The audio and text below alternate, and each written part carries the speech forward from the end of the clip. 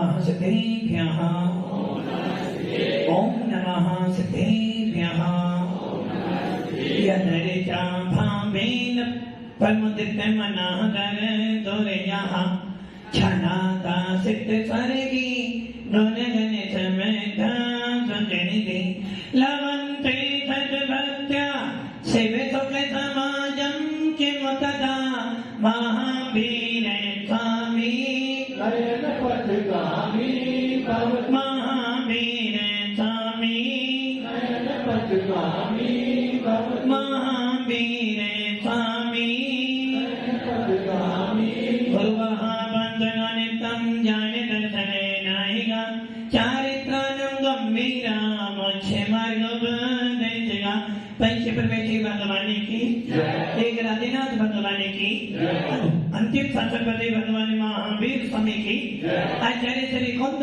भगवंत की आचार्य श्री विमल सागर जी महाराज की आचार्य गुरुदेव सरस्वती सागर जी महाराज की कामेनो करोड़ मणि रजो की भगवान दशांजनमणि माता की आचार्य ब्रह्म ईश्वर सुंदर सागर जी महाराज की समस्त आचार्य मुनि संघ की नमोस्तु भव्य आत्मा अंतिम तीर्थ भगवान महावीर जिनकी पावन वीतराग देशना अनादि काल से सुनते आ रहे हैं और न जाने कितने काल तक और सुनेंगे। भव्य आत्माओं ऐसा वीतराग शासन पाकर भी ऐसी वीतराग वाणी सुनने के बाद भी यदि अपनी आत्मा में भेद विज्ञान उत्पन्न नहीं हुआ, अपनी आत्मा का बोध नहीं हुआ और यह भगवान से आत्मा से परमात्मा बनने की भावना उत्पन्न नहीं हुई तो समझ लेना वो वीतराग वाणी अभी मैंने समझ नहीं की है। वीतराग वाणी सुनने का प्रयोजन, वीतरागी संतों को देखने का प्रयोजन और वीतरागी भगवान की अर्चना करने का प्रयोजन बस इतना ही है कि मेरे अंदर भी भगवान दिख जाए, मेरे अंदर भी वो शक्ति, वो भेद विज्ञान उत्पन्न हो जाए जिस शक्ति के बल पर मुझे अपना भगवान दिख जाए।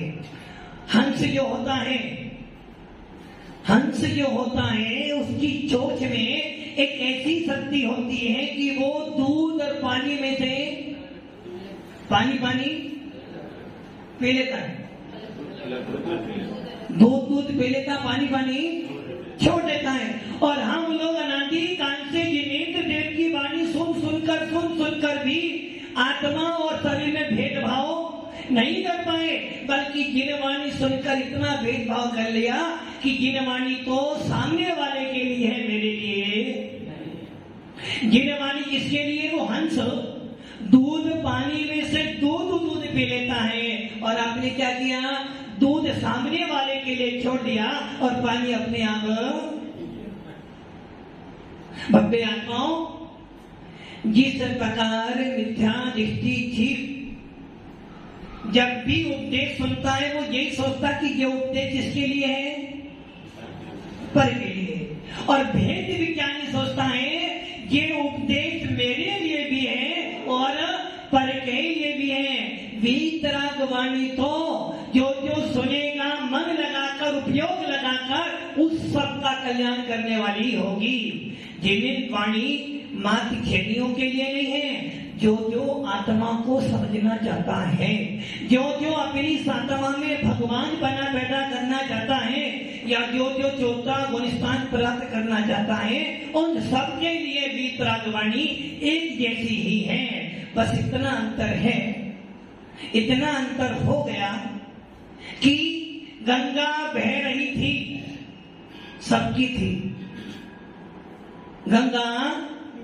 नरेश जी, गंगा किसकी है, सबकी। मंदिर किसका है, गलत नहीं बोलो। आज ये कोहली का मंदिर किसका है, महाराज कह रहे आधी रात क्या बोलो, महाराज कह रहे वो मंदिर आधी रात का है, सही भवन का है, फिर भी आपने कहा भगवान आधी रात मंदिर। मूल में मतलब कि मूल में अलग बोलते हैं और बेचारे सामान्य मतलब कि आचार्य का विशेष पद होता है, बाकी सबके सब। अच्छा नरेश जी, आप अध्यक्ष कौन से मंदिर के हो? आपके उपाध्यक्ष पहले कह रहे हैं कि आरती कॉलोनी के अध्यक्ष हैं। अध्यक्ष तो मंत्री क्या बनेगा? कौन से मंत्री क्या बने? राकेश जी, आप कौन से मंत्री का अध्यक्ष हैं? अरे भाई, मैं तो मेरे जो व्यवहारिक है ना, मतलब कि जिस प्रकार गंगा सबकी है, जब तक गंगा में पानी बह रहा था उसका कोई स्वामी नहीं था, और जब वही पानी हमने अपने अपने बर्तनों में भर लिया तो पानी अपना हो गया। वैसे ही जिनेंद्र देव की वाणी तो गंगा की तरह थी, गंगा की तरह बह रही थी, सबकी थी, किंतु हमने क्या कर दिया? ये 13 पंक्ति वाली वाणी, ये 20 पंक्ति वाणी, ये स्वाध्याय वाली, ये 33.5 वाली, और ऐसे कर हमने जिन वाणी को अपना स्वामी, जबकि भव्य आत्माओं जिनेंद्र देव की वाणी हर प्राणी के लिए है। जिन शासन तो उसके लिए है जो आत्मा से भगवान बनना चाहता है, जिन शासन तो उसको स्वीकार करता है जो अपने मोह का विनाश करता है, और जिन शासन में भगवान वही बनता है जो मोहिनी कर्म को नष्ट करता है। और भव्य आत्माओं, आज का पावन दिवस भगवान शांतिनाथ जेठ बदी चतुर्दशी, और देखो चतुर्दशी के दिन मुनिराज अपने 15 दिन की आलोचना करने के लिए बड़ा प्रतिक्रमण करते हैं।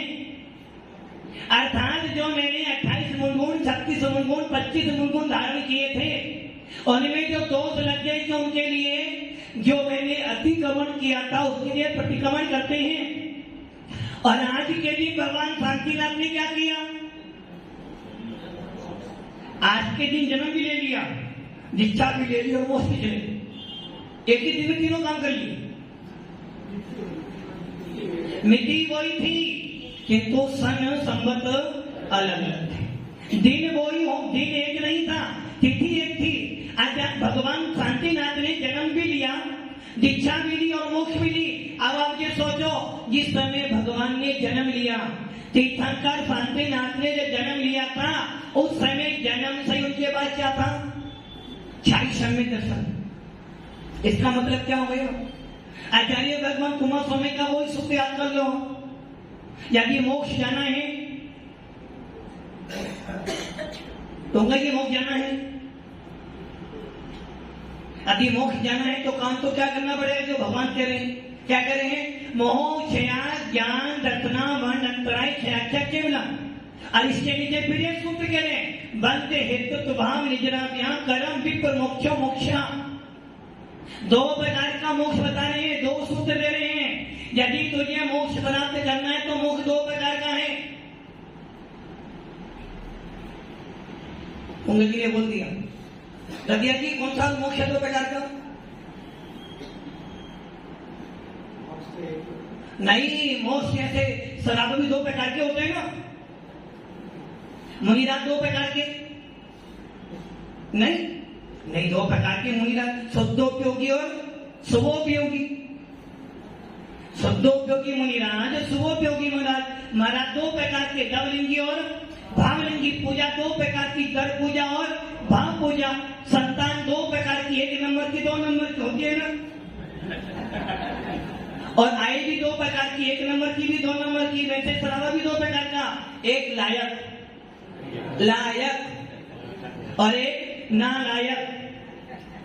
जो मिथ्यात में पड़ा हुआ है, जो गरीब मिथ्यात का सेवन कर रहा है, जो जैन होने के बाद भी देश शास्त्र गुरु के प्रति श्रद्धा व्यक्त नहीं कर पाता है, जो स्वाध्याय करने के बाद भी कसाई नहीं तोड़ पाता है, और जिसको मुनियों को देखकर भी हाथ जोड़ने के परिणाम नहीं बनते, वो कौन हो गया? नालायक। और लायक कौन हो गया? वीतरागवाणी सुनने के बाद भी, जिनेंद्र देव के दर्शन करने के बाद और मुनियों की संगति प्राप्त करने के बाद यदि उसे अपनी आत्मा में भगवान दिख जाए, समझना सबसे बड़ा लायक श्रावण है। और हमें लायक ही बनना है, और ये सुनिश्चित है नालायक ही लायक बनेगा। मिथ्या दृष्टि ही सम्य दृष्टि बनेगा और सम्य दृष्टि ही मुनि बनेगा और मुनि ही मोक्ष में जाएगा। तीर्थंकर बनने के लिए भी, तीर्थंकर का बंद करने के लिए भी पहला तो श्रावक ही बनना पड़ेगा। और एक ध्यान रख लेना, तीर्थंकर प्रकृति का बंद करने के लिए आपको मुनि बनना जरूरी नहीं है। अजय जी, तीर्थंकर बनने के लिए मुनि, तीर्थंकर का बंद करने के लिए मुनि बनना जरूरी नहीं है, किंतु तीर्थंकर प्रकृति का उदय लाने के लिए मुनि जरूर बनना पड़ेगा। गद्दे क्या सोचेगा? तीर्थंकर प्रकृति का बंद करने के लिए मुनि बनना जरूरी नहीं है। अरे भाव कैसे समझ, हर चीज में भाव भाव कर लो तुम। तीर्थंकर बनने के लिए मुनि बनना जरूरी नहीं है, किंतु तीर्थंकर का फल भोगने के लिए मुनि बनना जरूरी है। दोनों बातें बहुत अलग हैं। दुकान खोलने के लिए धन जरूरी है, दुकान खोलने के लिए धन जरूरी है, किंतु दुकान खोलने के बाद चली जाएगी ये जरूरी। वैसे ही तीर्थंकर का बंद करने के लिए तुझे मुनि बनना जरूरी नहीं है, किंतु तीर्थंकर का फल भोगने के लिए, तीर्थंकर का आनंद भोगने के लिए, समूह शरण में बैठने के लिए तुझे मुनि बनना अनिवार्य है। तीर्थंकर का बल तो किंतु इतना जरूर है, यदि तीर्थंकर प्रकृति का बंद करना चाहता है, यदि तू चाहता है कि अगले भव में मैं तीर्थंकर बनूं, यदि तू चाहता है कि मेरा खून भी सफेद हो और तू भी चाहता है कि जब तेरा जन्म हो तो पांडु शिला पर तेरा भी मेरा भी अभिषेक हो, और जब मैं पांडु शिला पर जाऊं तो लगे कि हाँ मैं भी एक भवाधारित हूं। यदि तीर्थंकर बनना चाहता है, उसका बंद करना चाहता है, तो तेरे को 14 गुण स्थान को प्राप्त करना।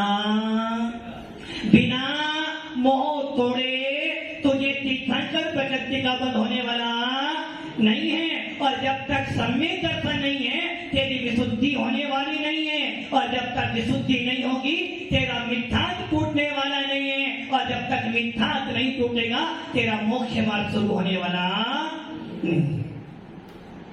अब क्या नियम बन गया? आचार्य भगवान कुमार स्वामी कह रहे हैं यदि मोक्ष प्राप्त करना है तो 2 सूत्र कहे थे, मोह क्षया ज्ञान दर्शना वनंतराय क्षया का केवलम। और फिर कह रहे बंद हेतु तुभाव निजनाभ्याम करम विप्र मोक्षो मोक्षा। मोक्ष भी 2 प्रकार का है। ददिया जी, पवन जी, पत्नी 2 प्रकार की होती है, कौन कौन सी? देखो यदि आपने उत्तर तो फिर समझिए आपके पास 2 प्रकार की पत्नी, पत्नी 2 प्रकार की, कौन सी?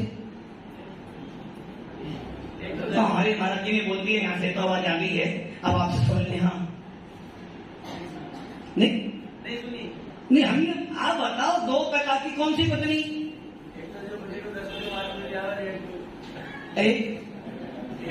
एक इसको उल्टा कर दे, मतलब कि एक धर्म पत्नी और एक कर्म पत्नी।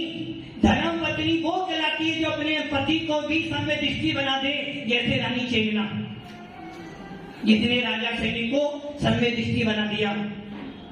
जैसे रानी रेवती कल सुना था ना, कुछ भी हो जाए ब्रह्मा विष्णु महेश तीर्थंकर भी आ जाए तो मैं चलायमान होने वाली। वैसे ही मोक्ष भी 2 प्रकार का है, एक भाव मोक्ष और एक द्रव्य मोक्ष। अब ये सोचो आपको कौन सा मोक्ष पहले प्राप्त करना है? हाँ अरुण जी, भाव मोक्ष प्राप्त करना है। पहले कौन से महाराज बनोगे, द्रवलिंगी भावलिंगी? क्योंकि आपके यहाँ टाइम में बहुत चल रहा है भावलिंगी संत चल रहा है ना, तो आप बताओ आप भावलिंगी संत बनोगे पहले द्रवलिंगी बनोगे? देखो द्रवलिंगी तो हम सब बैठे हैं, भावों से तो कुछ भी हो सकता है तो आप कौन से महाराज बनोगे? भाव। हाँ मुझे बताओ एटा वाले भावलिंगी ही बनेंगे कि भावलिंगी संतों के पास रहते हैं? अच्छा भैया तुम कौन से संत बनोगे? घावली दबेंगे। अच्छा ये बताओ कौन से खराब हो? अच्छे वाले खराब वाले? अच्छे वाले हो ना, लायक। तो महाराज कौन से बनोगे? अच्छे वाले बनोगे ना, भाव वाले बनोगे, द्रव वाले बनोगे? भाव वाले बनोगे ना। आज भैया तुम कौन से बनोगे? भाव वाले बनोगे। अरे मेरे कहने से कोई परिवर्तन नहीं होने वाला। मैं बार बार कह रहा हूं भैया सब आ जाओ आ जाओ, आज कोई आने के तैयार ही नहीं। मेरे कहने से नहीं, तीर्थंकर भी तुम्हें सुधारने वाले नहीं हैं। जब भी सुधरोगे अपने ही विचारों से, अपने ही पुरुषार्थ से सुधरोगे। हम तो मात्र निमित्त हो सकते हैं, प्रेरक हो सकते हैं, किंतु तेरे कर्ता नहीं बन सकते। हमारे जैन शासन का सूत्र यही है, हम सामने वाले के लिए निमित्त हो सकते हैं, किंतु हम किसी के कर्ता निमित्त कर्ता हो सकते हैं, उपादान कर्ता नहीं बन सकते। मैं अपना उपादान कर्ता भी बन सकता हूँ और निमित्त कर्ता भी बन सकता हूँ। यदि मैं अपना उपादान कर्ता बनता हूँ तो भेद विज्ञानी हूँ, और तुम्हारा कर्ता बन जाऊंगा तो मेरा कोई स्थान पैदा हो जाएगा। तुम गई आप कौन से महाराज बनो? गलत हो जाएगा, गलत हो जाएगा। एक ही बनना पड़ेगा, भावनी की बन देखो। हाँ गद्या जी आप कौन से बनो? एक लाइन पे चले, कोई सा लाइन पे चलो। अरे यदि कोई सा भी बन जाओगे, यदि एक लाइन पे चलोगे तो गड़बड़ी हो जाएगी। अपन अगर एक पे नहीं चलेंगे तो फिर भटकेंगे। आप कौन सा बनोगे बता दो मेरे को। मैं तो भाव से भी बनूंगा तो एक भाव से बनूंगा। यदि आप भाव से बनोगे तो सारी मेहनत तुम्हारी बेकार हो जाएगी। तो नहीं हो जाए, ये ध्यान रखना। इतनी मेहनत क्यों करेंगे फिर द्रव्य से बन के? भाव से अगर मोक्ष हो जाएगा तो भाव से ठीक है। कितने पंचम काल के भक्तों की जय हो भैया।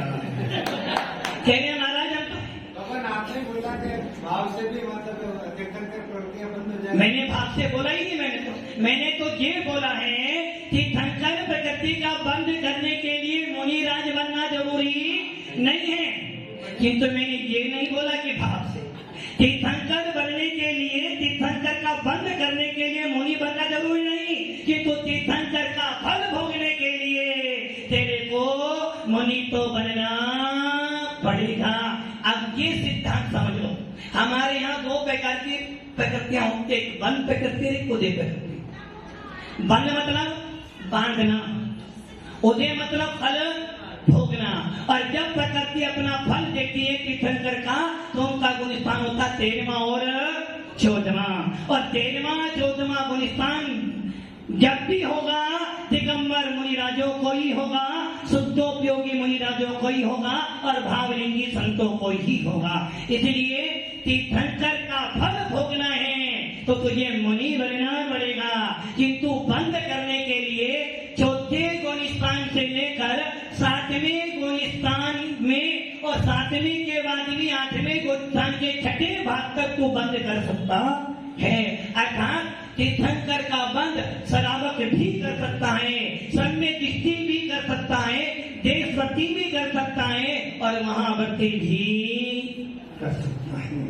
अब सोच लो, तीर्थंकर का बंद एक शराबक भी कर लेगा, किंतु बंद करने से पहले आचार्य भगवंत कह रहे हैं, जिस गाथा को आचार्य कुलकुम स्वामी ने अष्टपाउर के पहले अध्याय में ही पहले दर्शन पाउर में लिखा, दंसन भट्टा भट्टा दंसन भट्टे से नथी लीवाना सिजंती चरिए भट्टा दंसन भट्टा ना सिजंती। यदि तीर्थंकर बनना चाहता है, तीर्थंकर का बंद करना चाहता है, मोक्ष मार्ग पर आना चाहता है, चौथा गुण स्थान प्राप्त करना चाहता है, और यदि तो भी मोक्ष प्राप्त करने का रिजर्वेशन करना चाहता है, तो सबसे पहले काम कर लेना, मोह का विनाश कर देना, मोह को तोड़ देना। और जिसने मोह को तोड़ दिया वो जिन शासन में जिन चलाने का अधिकारी हो जाएगा।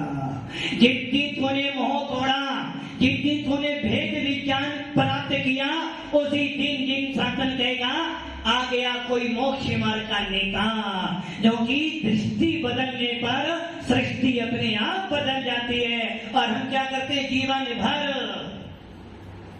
गरीब की क्या करते हैं जीवन भर?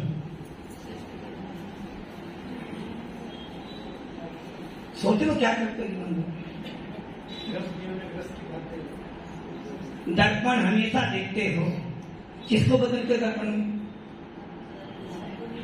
दर्पण में किसको बदलते हो? अपने आप को। आत्मा बदलती हो या शरीर बदलते हो? दर्पण में आत्मा दिखाई देने वाली नहीं है, क्योंकि दर्पण पुद्गल है और पुद्गल में पुद्गल दिखेगा। किंतु यदि तूने केवल ज्ञान की प्राप्ति कर ली तो केवल ज्ञान रूपी दर्पण में तुझे चराचर तीन लोक के पदार्थ अपने आप झलकेंगे। दर्पण में चेहरा बदलते हो, किंतु चेहरा बदलने से आत्मा बदलने वाली नहीं है। इसलिए भगवंत कुंज स्वामी कह रहे हैं, दृष्टि बदल ले, सृष्टि अपने आप बदल जाएगी। और हम क्या करते हैं? सृष्टि को बदलने का प्रयास करते हैं, दृष्टि बदलने का प्रयास नहीं करते हैं। इसलिए भगवंत कह रहे हैं, मोह को छोड़ दे। मोह को छोड़ दे तो तुझे सम्यक दर्पण प्राप्त हो जाएगा। और जिस दिन तुझे सम्यक दर्पण प्राप्त हो जाएगा, उस दिन तुझे इस आत्मा में भगवान दिख जाएगा। और उसी दिन से रिजर्वेशन हो गया तेरा। कहां जाने का? ऊपर जाने का। तुम्हारा जो ऊपर तो हमें भी जाना ही नहीं। जिस दिन तुझे भेद विज्ञान हो गया, समझना तेरा रिजर्वेशन हो गया कि अब तुझे मोक्ष में जाने से कोई रोकने वाला। कितने समय के लिए? कितने समय के लिए समय दर्शन प्राप्त होने पे तू मोक्ष का अधिकारी हो जाएगा? यदि आपको यहां से बम्बई जाना बिलवाड़ा से, तो क्या करना पड़ेगा? अजय, रेल में जाना है आपको, क्या करोगे? नहीं, first AC, second AC, third AC में। और मान लो अब हाउसफुल हो चुका है, क्या करोगे? वेटिंग चल रही है, तो करंट में तत्कालीन के अंदर रिजर्वेशन कराओगे ना, कितना समय लगेगा?